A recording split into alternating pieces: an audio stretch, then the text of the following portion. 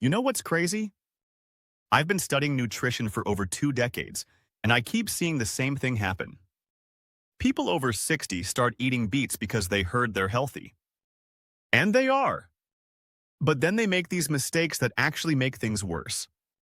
Last week, I got a call from a 64-year-old woman who ended up in the ER. She thought she was bleeding internally because her urine turned bright red.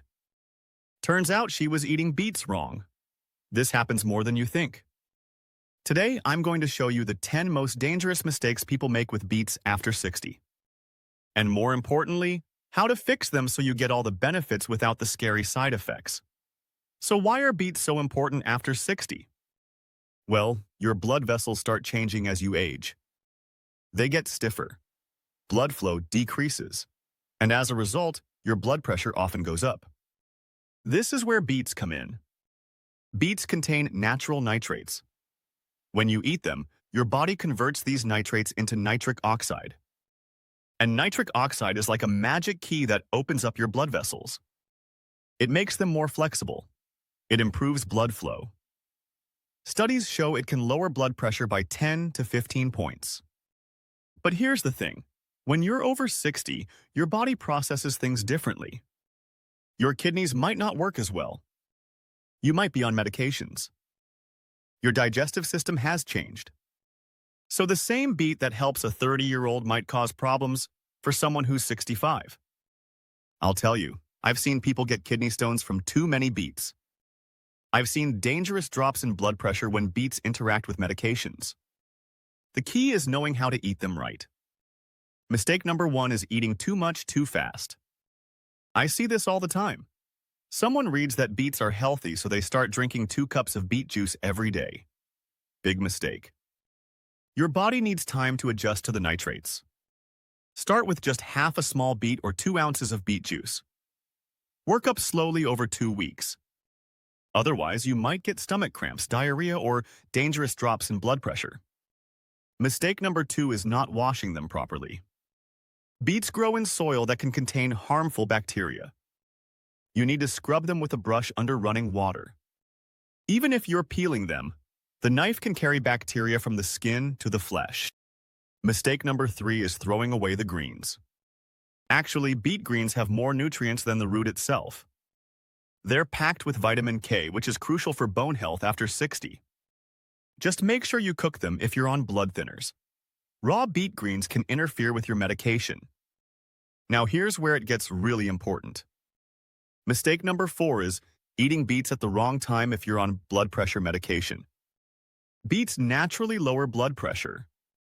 If you take your blood pressure pills and then drink beet juice, your pressure might drop too low. You could feel dizzy, weak, or even faint. I always tell my patients to space them out by at least 4 hours. Mistake number 5 is not checking with your doctor if you're on blood thinners. Beet greens are high in vitamin K. Vitamin K helps your blood clot. If you're on warfarin or other blood thinners, suddenly eating lots of beet greens can make your medication less effective. You need consistent vitamin K intake, so talk to your doctor first. Mistake number 6 is eating beets before exercise if you have heart problems. Now, beets can improve athletic performance in healthy people. But if you have heart disease, the combination of beets lowering your blood pressure plus exercise can be dangerous. Your heart might not get enough blood flow. Always check with your cardiologist first. The timing really matters. I tell people to eat beets with a meal, not on an empty stomach. The food helps slow down the absorption and prevents sudden drops in blood pressure.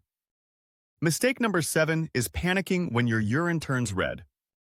This is called beeturia, and it happens to about 10 to 14% of people. It's completely harmless. But I can't tell you how many people think they're bleeding internally.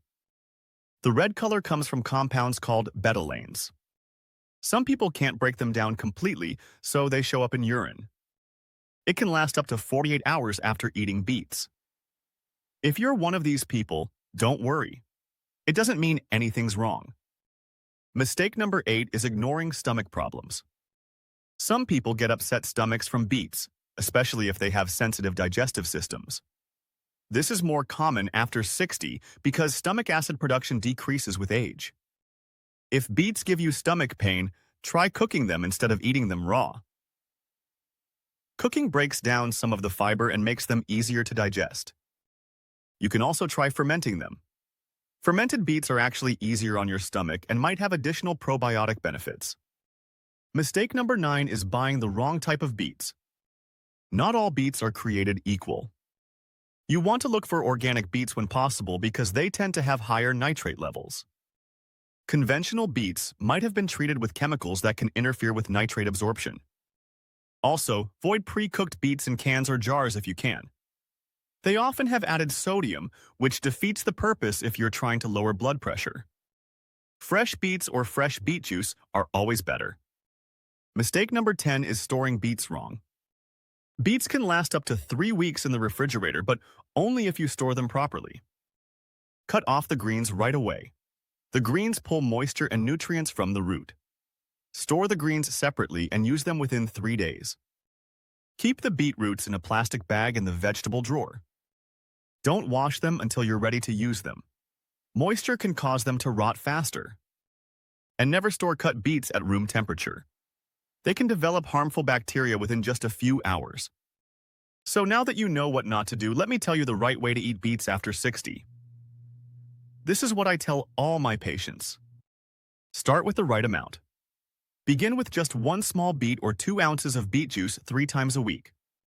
Monitor how you feel for 2 weeks. If everything's good, you can increase to 1 medium beet or 4 ounces of juice every other day. You also need to time it right. Eat beets with meals, never on an empty stomach. If you're on blood pressure medication, space your beets at least 4 hours away from your pills. I usually recommend having beets with lunch if you take your medication in the morning. Choose the best preparation method. Roasting beets actually concentrates the nitrates and makes them taste sweeter. Steam them lightly to preserve the most nutrients. If you juice them, drink it within 30 minutes. Nitrates break down quickly once exposed to air. Here's a pro tip. Mix beet juice with apple or carrot juice. It tastes better, and the natural sugars help your body absorb the nitrates more effectively. Plus, you get additional antioxidants from the other vegetables. Always track your blood pressure if you're eating beets regularly. Keep a simple log for the first month. Note when you eat beets and check your pressure 2 hours later. This helps you understand how your body responds. Look, beets can be incredible for your health after 60. The research is clear. They can lower blood pressure, improve blood flow, and even boost your energy levels. But only if you eat them the right way. The biggest mistake I see is people thinking that because something's natural, it can't hurt them. That's not true. Beets are powerful. They interact with medications. They can cause side effects if you eat too much too fast. Here's what I want you to do right now. If you're over 60 and you want to start eating beets, talk to your doctor first. Especially if you're on any medications for blood pressure, blood thinning, or heart problems. Show them this information. Ask them what's safe for your specific situation. Start slow. Pay attention to how your body responds. And remember, consistency is better than quantity. It's better to eat a small amount of beets regularly than to have huge amounts occasionally. Your health is too important to guess. Do this right, and beets can be one of the best things you add to your diet after 60.